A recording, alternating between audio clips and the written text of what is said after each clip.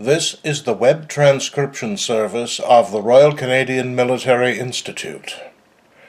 On June the 8th, the RCMI Museum held a speakers' evening with two distinguished Canadian historians of World War I, Dr. William Stewart on the Battle of the Somme and Dr. Tim Cook on the Battle of Vimy Ridge.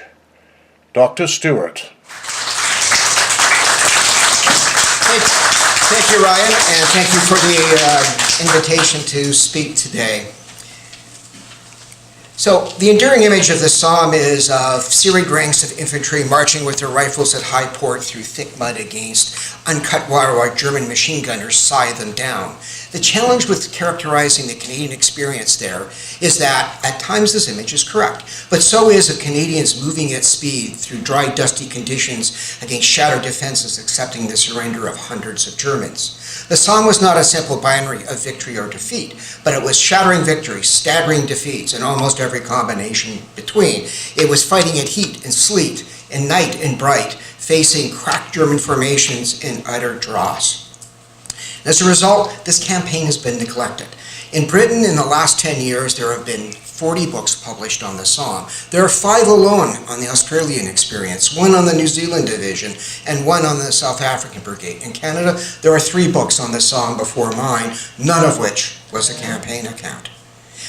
But this is surprising because this is the second longest and second costliest campaign that the Canadians fought. And as Ryan alluded to, it engendered sweeping changes in the way the Canadians prepared, trained, administered, and even the way that they were managed politically. The Canadian Corps of 17 and 18 that won the great victories was built on the experience so bitterly earned on the Somme. So I'm going to do 3 things tonight. I'm going to first give you an introduction to the major battles the Canadians fought, a balance sheet, the pros and cons, and then finally 6 major themes that run a thread through the entire campaign. So the Canadians joined the Somme campaign already 2 months in operation. Canadians take over for the Australians on Posier's Ridge, which they had captured. The Australians have spent the last month attempting to take Thiepval, which you see located on the map. And both of these this location will feature prominently in the future discussions. Canadian operations area is compact. It's 3.5 by about 4.5 kilometers. And what's remarkable about it is its unremarkability. It's like farmland anywhere in Ontario, in fact. The Canadians are going to be facing 3 German defensive positions as they strike east. They will also be striking north, in which case they face 7 defensive lines. It's important to understand these are not the trenches and fortifications that we all know about from July 1st. These are hastily converted communication trenches or dug trenches during the course of the campaign, with one exception. You'll note that number 3 on the map in the lower left corner is Mouquet Farm. This is part of the German second position, and it is heavily fortified. It has deep cellars and tunnels. The Canadians, British, and Australians, by the time the Canadians take over, have suffered 18,000 casualties trying to take this position. It's going to be a thorn in everybody's side for a while yet. So the first major battle the Canadians fought in is the famous Battle of Courcelette on the 15th of September, the introduction of tanks. Canadians get 6 tanks, and their major role is they raise Canadian morale, depress German morale, and they absorb a lot of shots. Their actual combat effect is somewhat limited. Canadian role is, as part of Hubert Goff's reserve army, is to protect the main thrust of Rawlinson's 4th Army. Their objective is to take sugar and candy trenches and threaten the village of Courcelette. Battle opens at 6:20, and the Canadians are very successful. Within 2 hours, they've taken all of their objectives. Now, it's not the end of the day. Now, this is probably the high point of the Canadian experience on the Somme. Originally, the Canadian plan was that they were not to attack Courcelette to the 16th. But late on the 14th, Douglas Haig, Commander-in-Chief of the British Expeditionary Force, comes to General Goff and says he wants Courcelette taken on the 15th. This presents a problem because this is at a time in a campaign where orders typically take between 12 and 24 hours to transit from Corps headquarters down to the front lines. And as a general rule of thumb, it takes 4 days of preparation before you have a reasonable chance of success. Canadians had 7 days for the morning attack. So instead of days, they're going to have hours. The formal order from Gough doesn't come till 1 o'clock. The attack's supposed to go in at 6:15. So the Canadians have very limited time to move their 2 reserve brigades into position, get them onto the start line, brief them, equip them, and get them ready for the start time. The amazing thing is that they pull it off. Some units have to attack off the march, others are briefed as they walk, and in one case, lamentably, one battalion does not get its rum ration, much to their bitter regret. Amazingly, the attack works. The barrage is pretty accurate. The 5th Brigade smashes through Courcelette. They dig out 1,000 German prisoners out of the cellars and fortified dugouts of the town and repel multiple German counterattacks. On their left flank, the 7th Brigade takes 2 of those 7 trenches. Gough and Haig are very impressed. And in fact, even later British historians even comment how excellent it was. And the British are remarkable for their ability to ignore the Canadian contribution on the Somme. So, at this point, Gough, the commander of the reserve army, is an aggressive commander. And I'm being polite here in this, saying this. He wants to take advantage of the fact that the German defenders, the 45th Reserve Division, have suffered 70% casualties and are staggering. So he wants the Canadians to take the next major trench line, Zollerngraben, as well as the German second position. That's that cord of trenches you see running up the left-hand side of the map. So the task is given to Lipset, commander of the 3rd Division, and he comes up with an innovative plan. He's going to use his 7th Brigade to take Zollerngraben. He's going to use his 9th Brigade, have them deploy between Zollern and Fabergraben, and face west and take the second, or that second position from behind, and solve the problem of Mouquet Farm. Problem is, it takes too long for them to get ready. So that normal rule of thumb of 4 days, there's a reason why there was the 4-day rule. The attack is hastily arranged and it shows all of the signs. Also, unfortunately, the Germans have quickly replaced the broken German Reserve Division and replaced it with 2 active division, or pre-war active divisions, the 7th and 8th, and in fact have massed them for a counterattack. So when the Canadian barrage comes crashing down, it misses the German frontline trenches.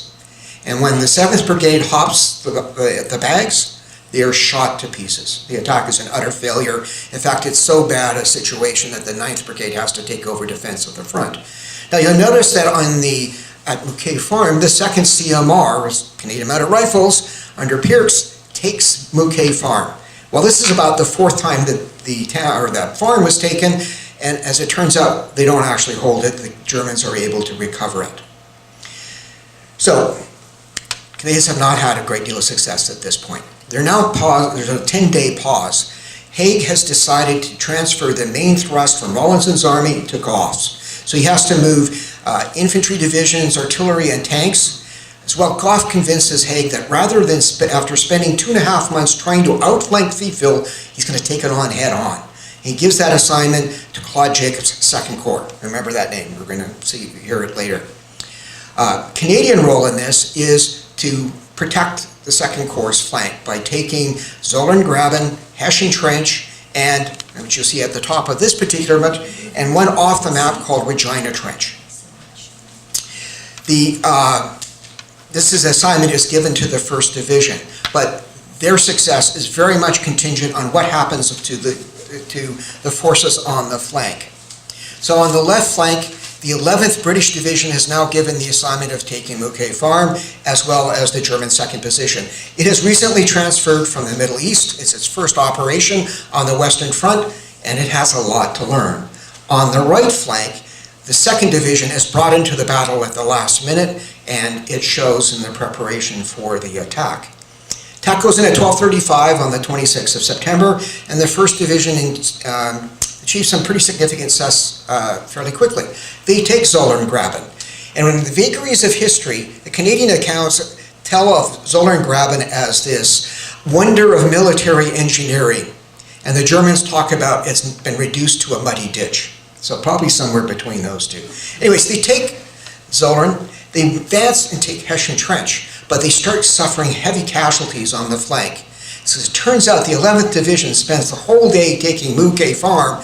They push on and claim to have taken some of that second position. If they did, it was very brief and the Germans eradicated it. But they keep sending out distress notices to the Canadians. The 11th Division needs help. And eventually it gets to Gough. Gough orders the Canadians, help them out, stretch out to the flank. That's unfortunate because Canadian parties are able to get to Regina Trench, that third objective. There's a single company, German company, defending that entire sector. But unfortunately, all the reserves are committed to helping out the 11th Division, and they pull back those parties. It's going to be another month before Regina falls and thousands of Canadian prisoners. On the right flank, the 14th Battalion, I don't know if you'll be able to see it that well, but they take Kenora Trench, not once, but twice. But at both occasions, the Germans mass on their flanks and they pull back because on their right flank, the 31st Battalion is unable to keep up. Now, what happens is, one of the examples that I'll mention later about command policies, Tuxford, the commander of the 3rd Brigade, and Currie, commander of the 1st Division, are both adamant, you must take Kenora Trench. In fact, you are not going to be relieved until you take that trench. At this point, the battalion is reduced to 75 men. The battalion commander sends 3 separate telegrams to Tuxford saying, we just don't have the strength, there's reasons, da-da-da-da. Tuxford says, absolutely, you must do it. He sends his staff captain to sit on the frontline commander, you will make this attack. The frontline commander is smart enough to know it's absolutely futile with 75 men to make the attack. He just goes through the motions of doing so, and the battalion is eventually pulled out. Surprisingly enough, the battalion commander and the frontline commander are not penalized in any way for their avoiding the mission. I think belatedly both Tuxford and Currie realized the futility of a 75-man battalion attempting to take a mission that a full-strength one had failed at. Now, it happens on the British Second Corps does take Thiepval. The Germans retreat back to Regina Trench. However, in the process of doing so, they botch a relief, and a patrol of Canadian cavalry actually penetrates quite far into the German rear area. This is interpreted by Gough that the Germans are in full-scale retreat to the 3rd position. He then takes 3 days to persuade him that, in fact, the Germans are holding Regina Trench in strength. And belatedly, he agrees, yes, there's going to be a need to make a major attack. So the Canadians now have less than a day to prepare a major set-piece attack. We all know about the 4-day rule. So what happens? They meet uncut wire, and in the case of the 2nd Division, its 5th Brigade is reduced to 775 men as its trench strength. That's the strength of a battalion. It has been pounded relentlessly by German artillery fire, heavy artillery, trench mortar, Canadian field artillery, Canadian heavy artillery. They claim they've suffered as many casualties from their own artillery as from the German. Anyways, the tactics still is required to go on. Small parties of the 2nd Division get into Regina Trench, so you somehow find a way through the wire, but they're quickly eradicated. The 5th CMR actually gets a substantial portion of the German Regina Trench. They're ordered to go and link up with the 2nd Division, and in the course of doing so, they use up their men and munitions. Early the next morning, the Germans launch a counterattack and wipe out the only gains the Canadians had made.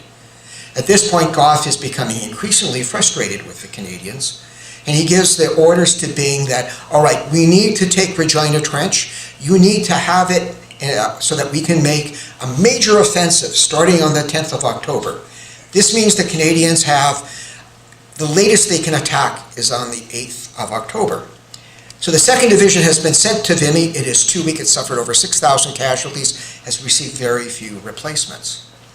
So the planners assume the wire is cut. The reports from the front show the wire in front of Regina Trench is cut, and that is the plans on which the assumptions on which the plans are made. As it turns out, almost the entire front, the wire is uncut.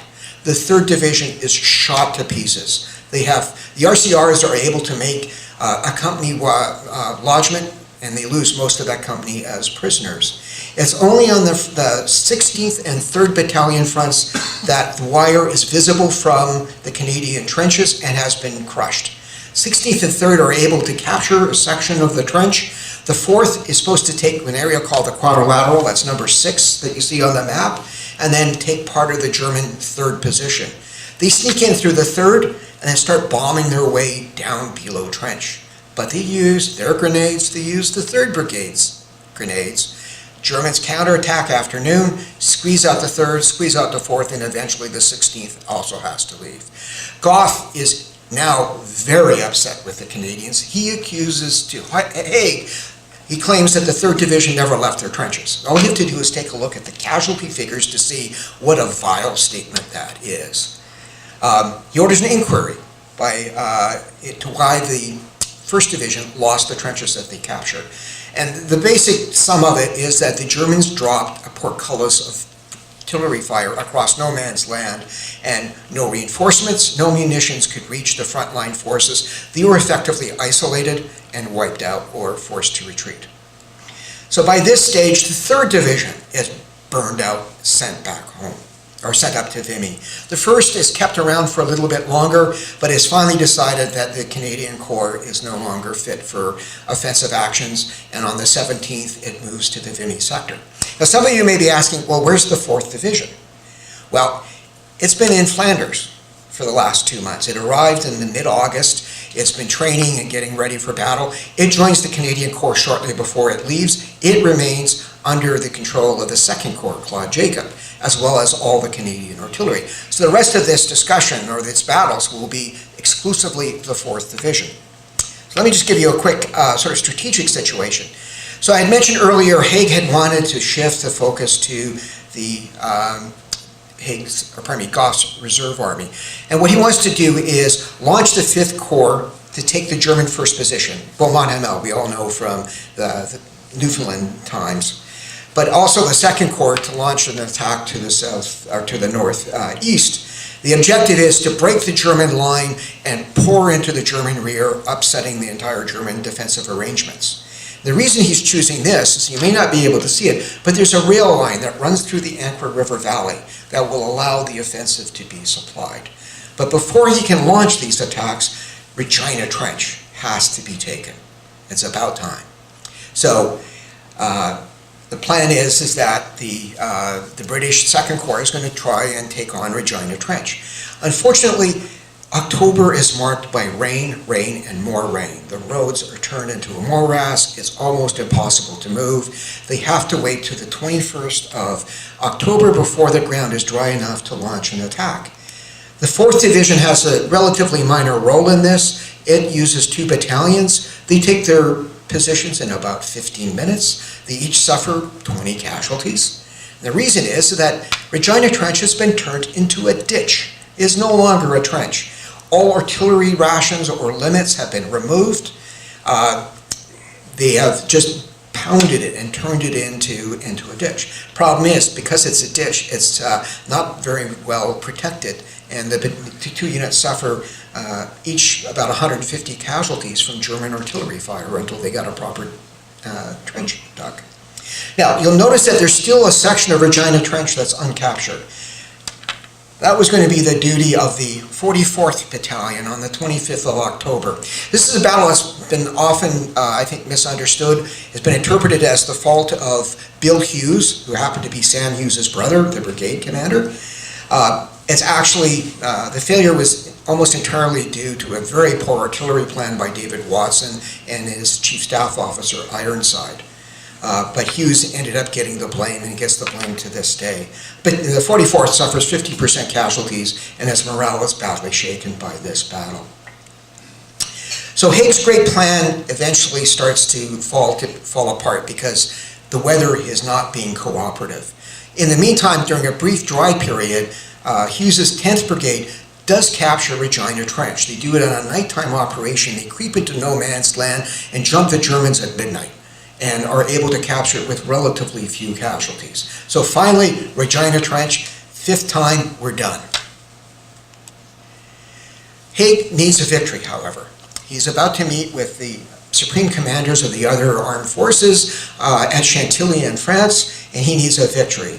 He persuades Gough to run that 5th Corps attack on the German 1st position at Beaumont-Hamel. Surprisingly enough, despite the terrible weather conditions, it's a success.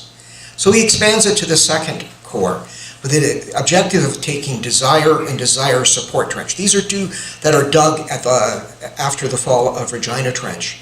Last minute, he says, he gives the order that he also wants Grand Corps taken, but it's going to be on his decision. So it's a conditional order in a sense. The attack happens 18th November in arguably the worst conditions the Canadians face. It is a fierce sleet storm, so bad that one battalion ends up advancing behind another because they lost direction. Nevertheless, the 11th Brigade captures Desire Support, and the 38th and 87th, either not understanding the conditional nature of the order or just because they got their blood up, they go on and take Grand Corps Trench and a mass of German prisoners. David Watson has a difficult decision. Does he reinforce them or does he pull them back?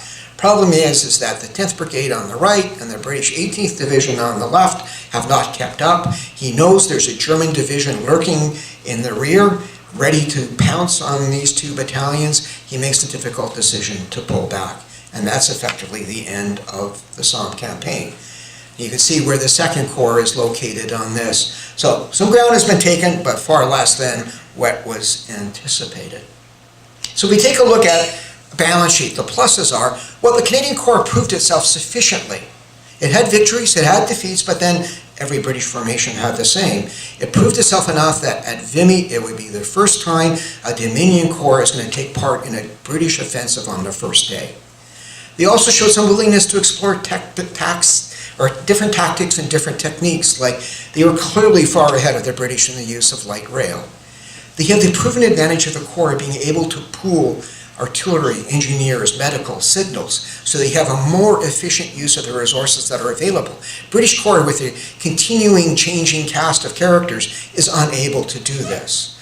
You have a weeding out of the weak commanders, those that are unlucky, unhealthy, or just plain incompetent. But it's important to understand that 80% of the senior combat commanders, that's Lieutenant Colonel and above, at Vimy served on the Somme. So this is very much a Corps, Vimy is built on a core of experience coming out of the Somme.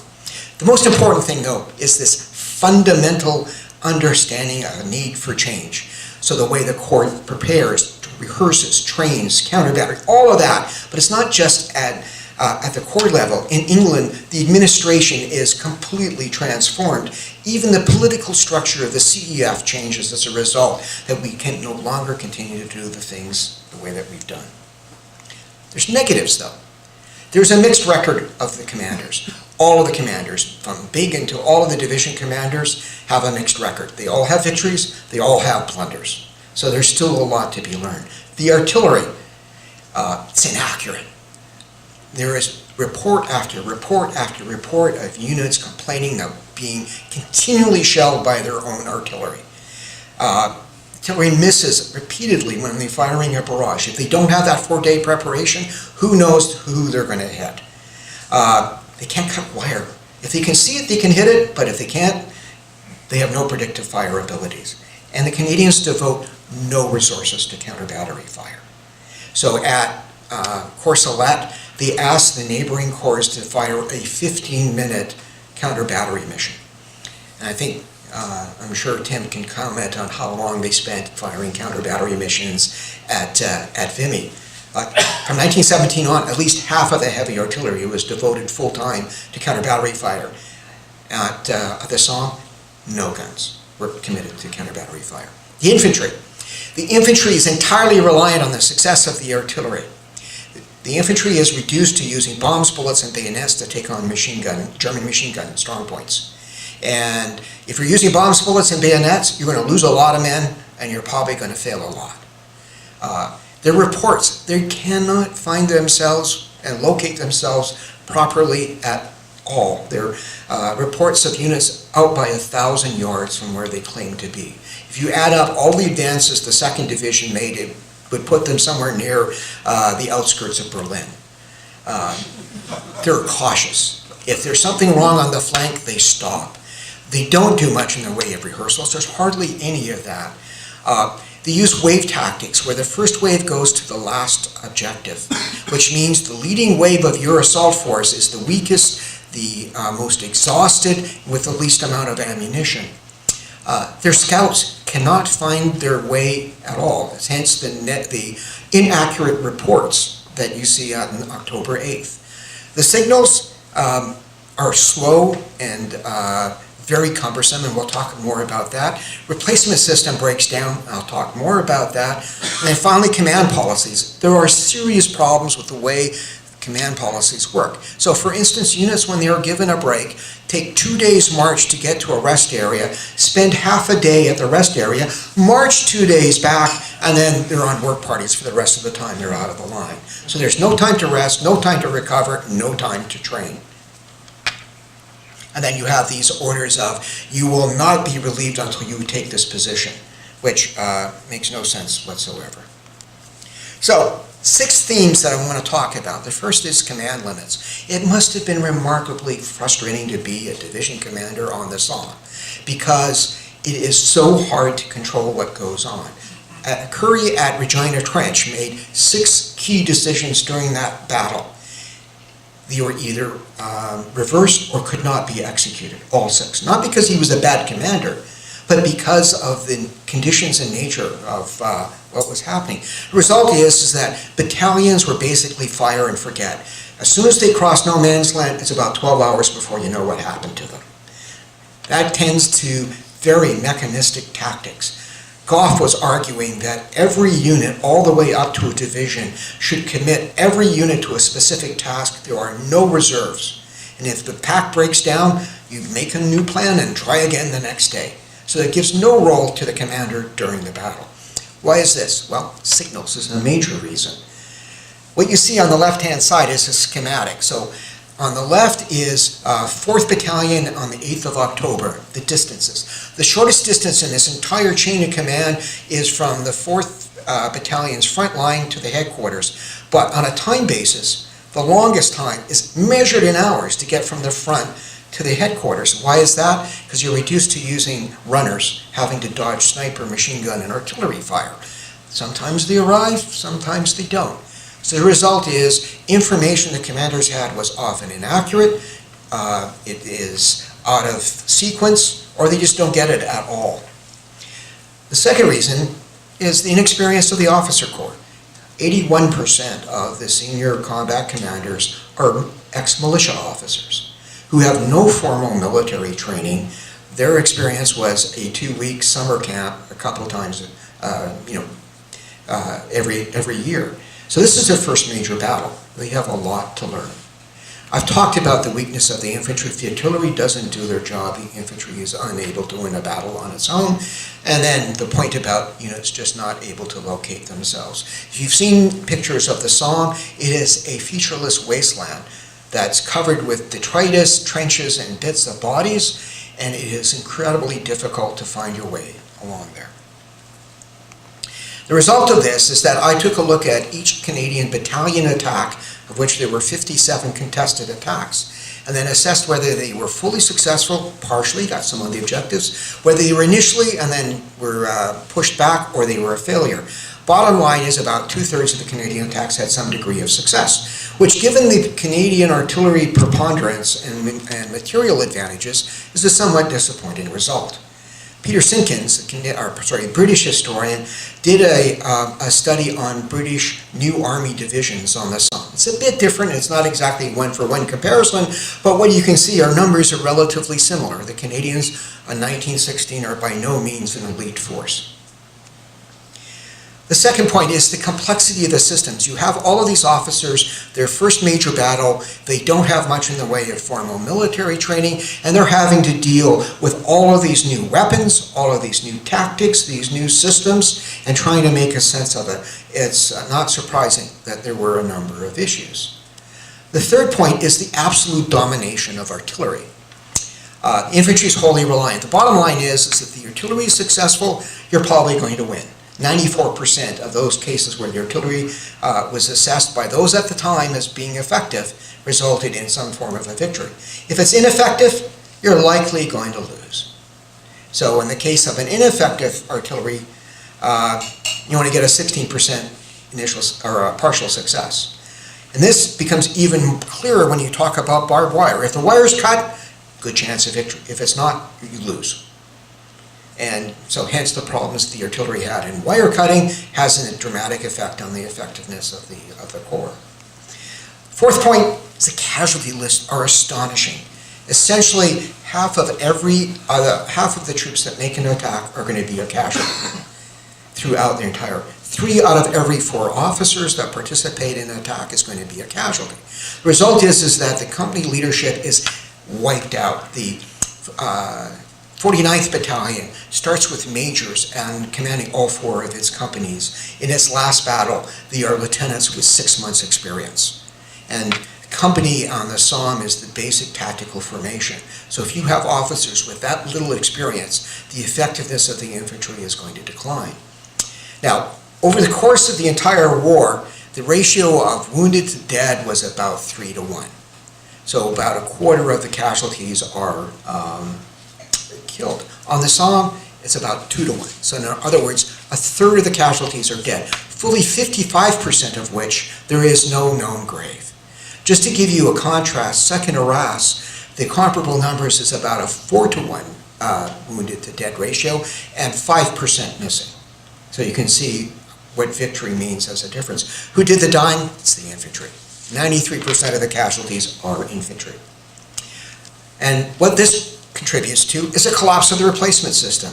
So the Canadian Corps at the end of October, this is when it still has just 3 divisions, is short 9,300 infantry, but there are only 3,000 in the replacement pool. So the result is units continue to go into battle severely weakened. So for instance, as I mentioned, the 5th Brigade was reduced to 775 men, a quarter of its actual or supposed strength. But it wasn't just quantity, it was quality. Only 3 out of every 10 replacements received during the Somme were fully trained, and that is against a very light training 10-week scheme. War Office is 14 weeks. The Canadians would later in 1917 go to a 14-week program. The result is troops are arriving at the front and have never fired the standard rifle or thrown the standard grenade. Not surprising, the quality and effectiveness of Canadian units declines over the course of the Somme. Each tour, they're weaker and they're less capable of carrying out their mission. And the final point is the Fortitude. These troops are fighting in what is in essence an open-air abattoir. They are up to their thighs in mud and muck. They're eating cold food. The water tastes like gasoline. And they know the next time they attack, they're going to suffer horrendous casualties. But when the whistle blows, they hop the bags over and over again. It's amazing the fortitude with which these troops continue to fight. So in conclusion, I think what I'd like you to come away with is that the Canadian Corps did well enough to prove itself. It was able to run with the big dogs and was given the Vimy mission. Second, it triggered a transformation in the way Canadians organized and prepared for war. And it was that transformation that built the Corps of Legend of 1917 and 1918. And while it's neglected today, I think we should still remember the sacrifice and fortitude of those troops who volunteered to fight and who built the experience on which the successes of 17 and 18 were built. Thank you.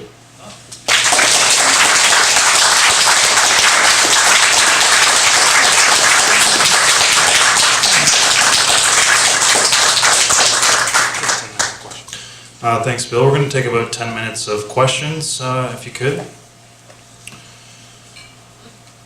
Yes, and just please, if you could speak just loudly, if you could. Thank you. Thanks, Ryan. Sir, could you just, I believe that the antagonism between Currie and Gough was based on the experiences here in the Somme. Is that correct? Correct, yes. Gough was way over his head. He was a tough commander. He tended to rush things. His staff were not particularly proficient or capable. As much as Currie hated Gough, the Australians absolutely loathed the man. He later was responsible for failures at Bullecourt during the Arras campaign. But yeah, Currie refused to serve under Gough.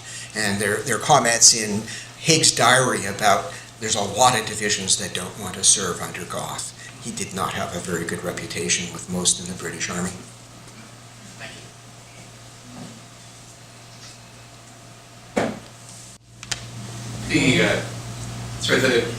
The initial success on the first day at Courcelette was clearly based on some German units being surprised to see the Canadians so quickly.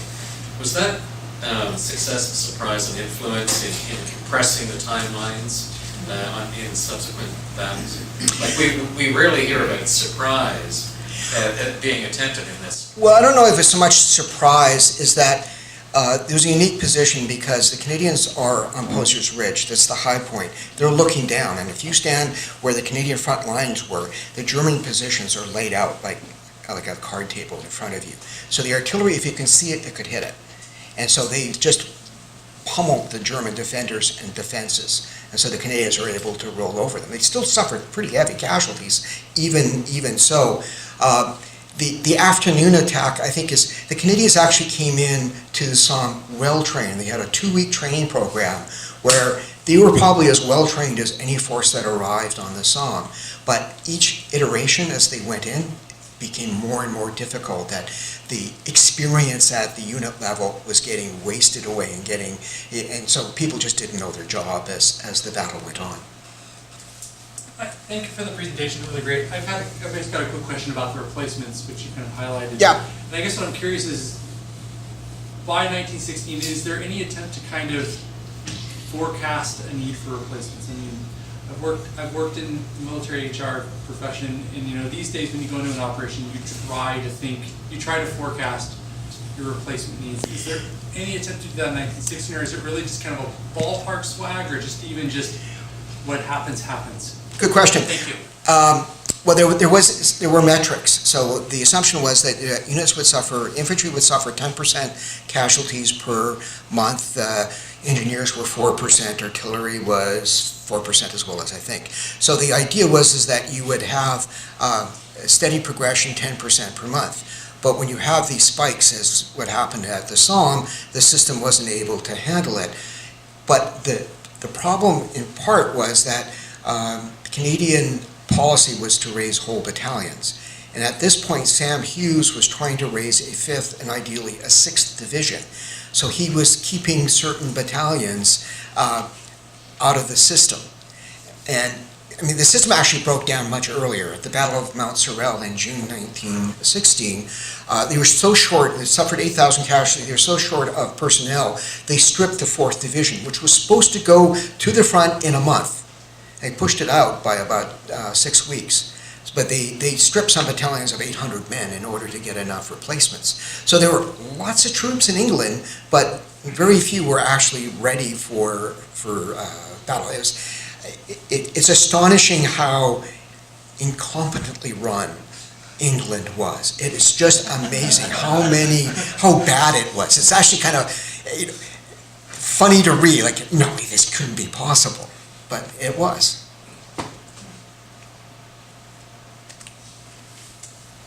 The Corps commander for the 3 divisions, at least, is Sir Julian Byng. Maybe you could comment on him as a Corps commander.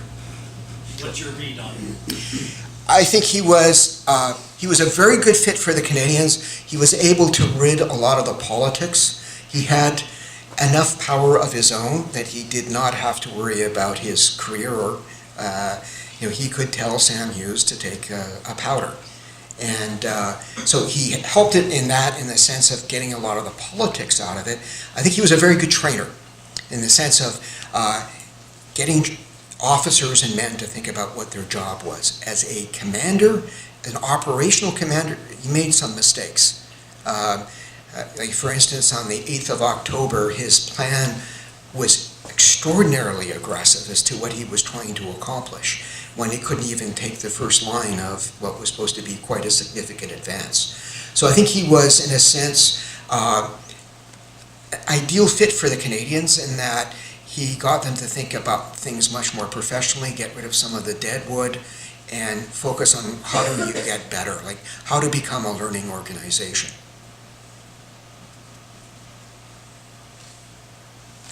Question. Can you speak to the effectiveness of the armor from when it was introduced in September at the beginning to the end of the campaign in November? Was there much of a change in its effectiveness? Not particularly, because there's so few of these weapons. The Canadians actually had 2 tanks on the 26th of September, one of which the commander had not gotten a memo that the British were changing to standard time from, and so they attacked an hour early and got knocked out, and the other just got bogged down. So my sense is that the Germans worried quite a bit when they saw the tanks, but their actual effectiveness was quite limited. They were just attacking in too small a numbers. The tanks were most effective when they were in mass. The more you had, the less you lost. And this goes all the way into 1918. I'm now working on a book on Second Arras. And whenever tanks are put into quantity, they're very successful. When they are put in small packets, they get knocked out pretty quickly. Gotcha. Anybody else brave enough to ask a question? Well, one question I often get is about VC winners. And there were 3 on the Somme. The first was Leo Clark on the in the 2nd Battalion of the 9th of September, where he was a bomber on a flank when the Germans launched a counterattack. And he took out a party of about 20 Germans with his pistol. In fact, he killed so many Germans that they just put threw dirt over the trench, because it was easier than trying to drag them out. He unfortunately was killed, he was buried by a shell later in October. The second was John Shipman Kerr on the 16th, where they were attacking a German trench position. He grabbed a handful of grenades and then ran behind the German line and started dropping grenades in the different bays. And the Germans were convinced they were surrounded and surrendered to him. And he survived the war. And the third is Jimmy Richardson, who was with the 16th Battalion. He was a piper. He was a young kid, like 17 or so, and he was born in Scotland. And the battalion had encountered some wire, and they were seemingly a little reluctant to advance. So he asked his company commander, "Shall I give him some wind?" I won't try a Scots accent. The company commander says, "Go for it." So he spent 15 minutes marching up and down in front of the Germans on the pipes, and that wild skirl of the pipes got the Canadians so wild, they surged into the German trenches and wiped them out. Amazingly, he survived, despite everything being shot at him. Now, pipers outside of battle were stretcher bearers, so he put down his pipes and did his stretcher bearer duty. Next day, he remembered he had dropped his pipes, and he went back to get them, and he disappeared. He was never found again. However, the pipes were found by a school teacher from Scotland who brought them and installed them in the local school. And it was early 2000s, it was identified that was in fact his pipes, and they were repatriated to Victoria and are in the provincial legislature buildings to this day. Just as a contrast, on the Somme, there were 3 VCs. During the Battle of Second Arras, there were 9. Second Arras is 9 days long. And generally speaking, every Canadian battalion got about 3 times as many awards for the 9 days at Second Arras as they did for the 90 days of the Somme. So there's a big change in policy when it comes to awards. Any other questions? Okay. Thank you.